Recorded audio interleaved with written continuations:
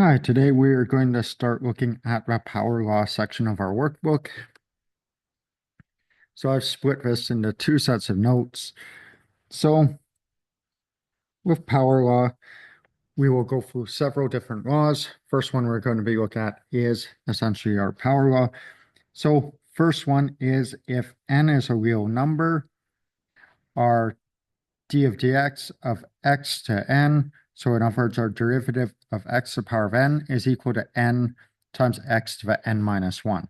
So essentially this gets moved in front and we decrease this exponent by 1.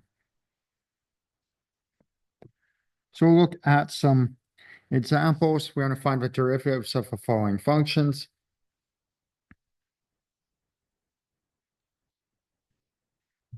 So like I mentioned on the previous page, essentially this exponent just moves to the front.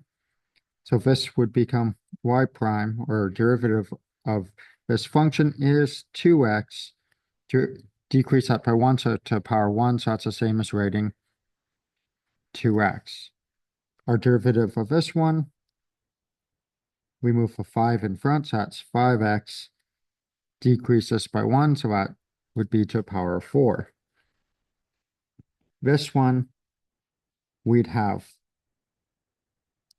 y prime is equal to, we'd move a 12 in front, x to the power of 11. This one's a bit trickier because we do have a fraction. So we will still move that number in front. So we have 1/3 x, and then because we're subtracting 1 from this, our exponent becomes negative 2/3. So next we're going to look at a little numeracy dealing with this. So the following things all mean the same thing when asked in a question. So finding the derivative of f, finding y prime, finding dy over dx or dy dx, and differentiating y. They all ask you to do the same thing. So if we have find d over dx, f of x means find dy over dx given y equals f of x.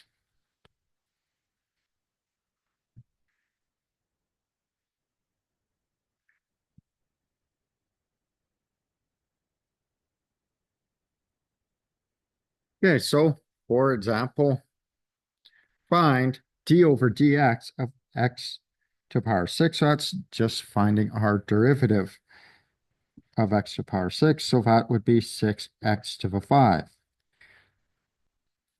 We're now asked to find our derivative of x to 3 over 2. So that would be 3 over 2 x to the, if I take 3 over 2, subtract 1, that gives me 1/2. This one, we've got d over dx of the fourth root of x. This one might be a bit simpler if we rewrote it in exponential form. So this is d over dx x to the power of 1 over 4. So that would be 1 over 4 x to the, if we subtract 1 from this, that'd be negative 3/4.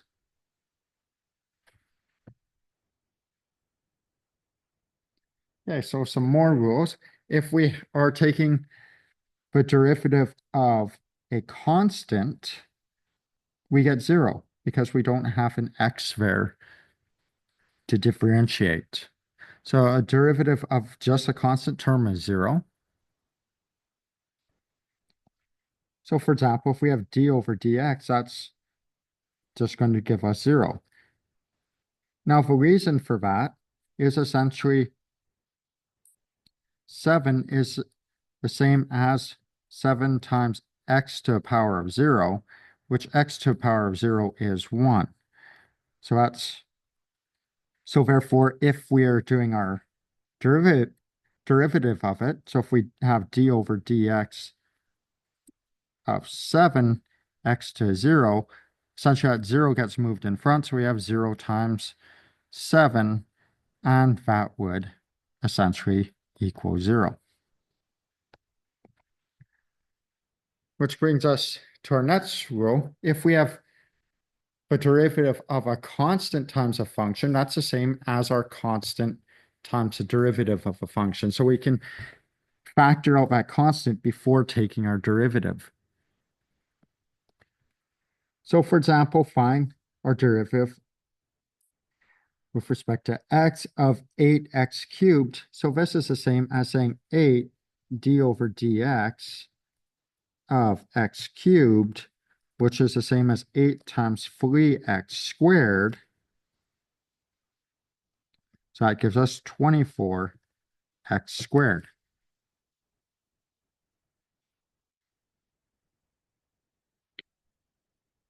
Same as this one, we've got this constant in front, so we can factor it out. So that's 6 times d over dx of x to the 8 over 3. So our 8 over 3 will move in front. So we've got 6 times 8 over 3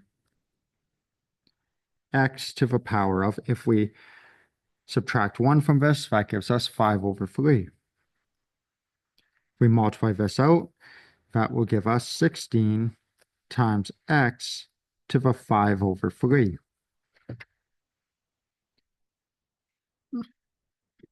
Okay, next rule is our sum and difference rule, which deals with if we're adding or subtracting two functions that are within our derivative. So if we have the derivative of f of x plus g of x, that's the same as taking our derivative of f of x and adding our derivative of g of x.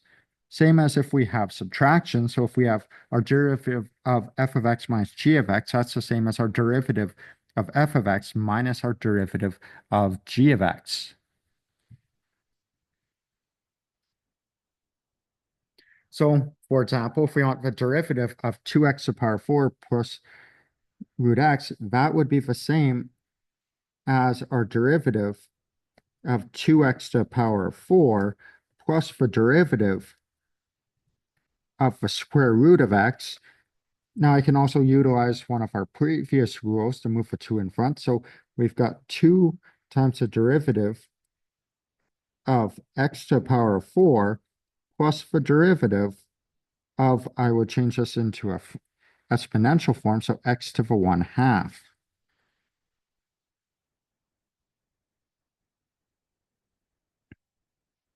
So this is equal to 2 times 4x cubed plus 1/2 x to the negative 1/2. So if I expand this out, that gives us 8x cubed plus 1 over 2 root x.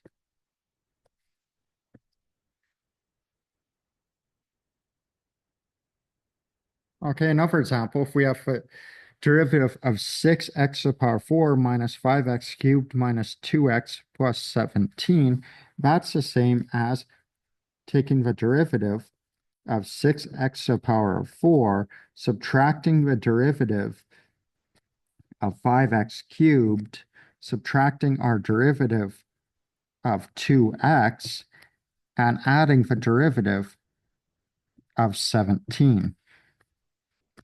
So using one of our earlier rules, we'll move the 6 to front. So we've got 6 d over dx, x to the 4, minus 5 times the derivative of x cubed, minus 2 times the derivative of x,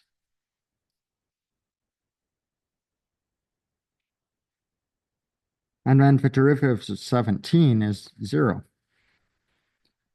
So this would give 6 times 4x cubed minus 5 times 3x squared minus 2. So this gives us 24x cubed minus 15x squared minus 2.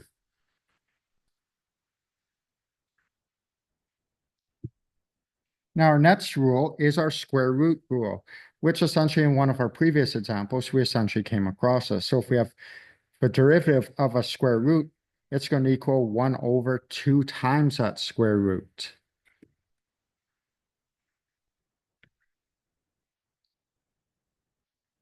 So we have a few examples. So we want to find the derivative of 5 times the square root of x. So this is equal to 5 times the derivative of root x.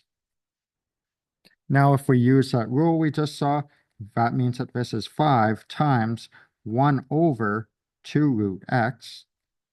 So that would simplify to 5 over 2 root x.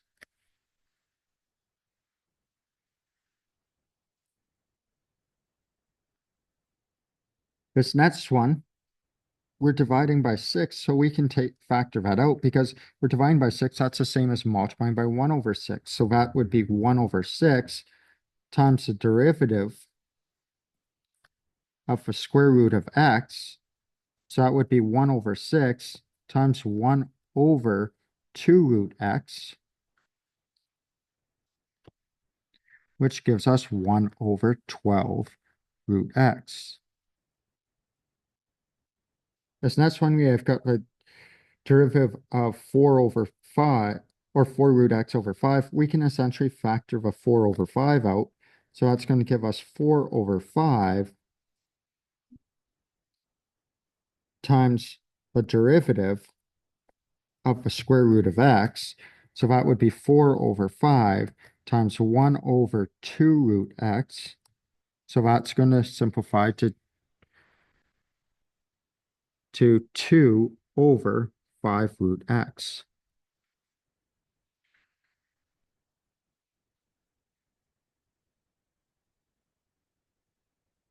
And the last rule we're looking at right now is our reciprocal rule. So if we're taking the derivative of 1 over x, it becomes negative 1 over x squared.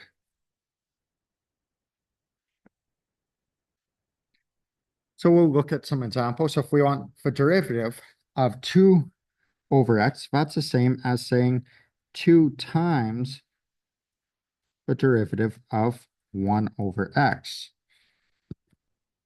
Now we know the derivative of 1 over x is negative 1 over x squared. So this would be negative 2 over x squared.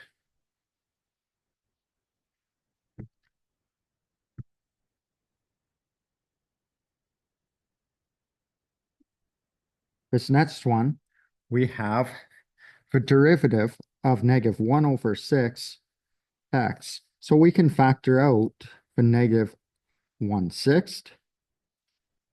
So we'd have negative 1 over 6 times our derivative of 1 over x.